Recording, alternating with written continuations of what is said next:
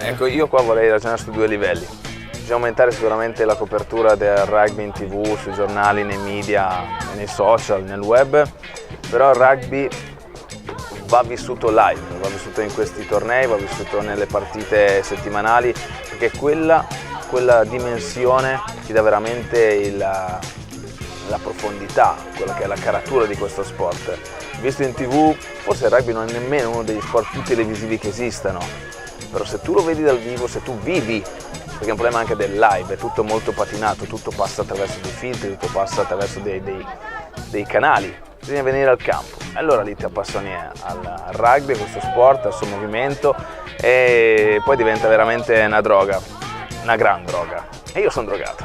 Anche se le regole poi al limite non le sa fino al dettaglio, è talmente una situazione di festa, di condivisione, di passioni, che vale la pena di essere vissuta, quindi indipendentemente dal fatto che uno sia un appassionato o meno.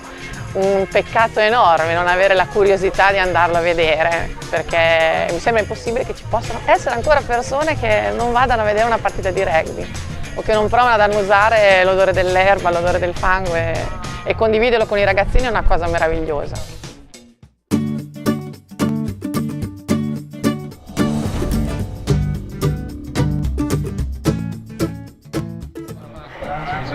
Allora, da fisioterapista sconsiglio qualsiasi sport a livello agonistico troppo intenso, nel senso che purtroppo dobbiamo fare i conti con la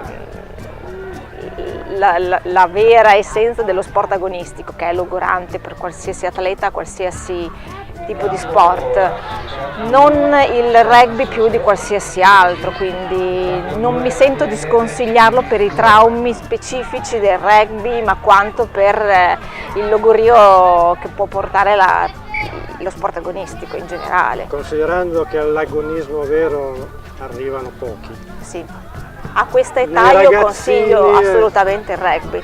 Consiglio il rugby per sotto tanti punti di vista, non ultimo quello della formazione a livello proprio muscolare di tutto il corpo, perché magari altri sport prediligono l'arto inferiore piuttosto che il superiore, il busto viene tralasciato. Qui, se non altro, devono essere preparati al 100% su tutta la muscolatura.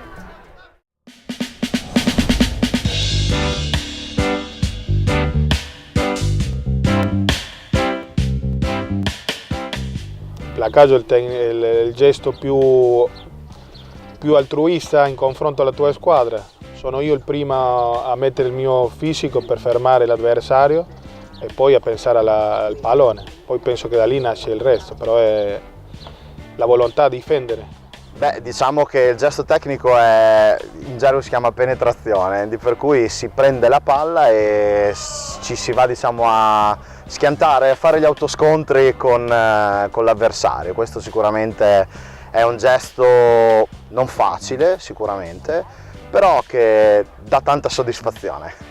Adesso la cosa che mi piace di più è il riciclo del pallone, la velocità con cui ci sono gli impatti, che è diventata molto più alta, quindi questa continuità nel giocare la palla, di renderla sempre viva, la difesa che è sempre più forte e aggressiva.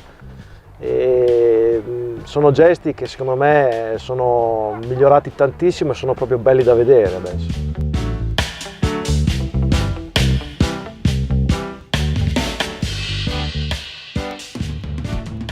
Andrea Trombini, appassionato di rugby. Stefano Gamberini, che sono il titolare e gestore del Pub McGowan qui a Ravenna. Mariana Dallare, sono una maestra di scuola primaria della scuola Torre di Ravenna, che fa parte dell'Istituto Comprensivo San Biagio. Michela Abazzi, faccio la volontaria nel Ravenna Rugby come preparatrice atletica e fisioterapista all'occorrenza. Luca Scozzati, ho 38 anni, nato in Argentina, ex giocatore di rugby fino ai 32 anni e ex allenatore al momento. Sandri Massimo, ho 39 anni e faccio il pilone, sono alto 1,80 m e peso 113 kg.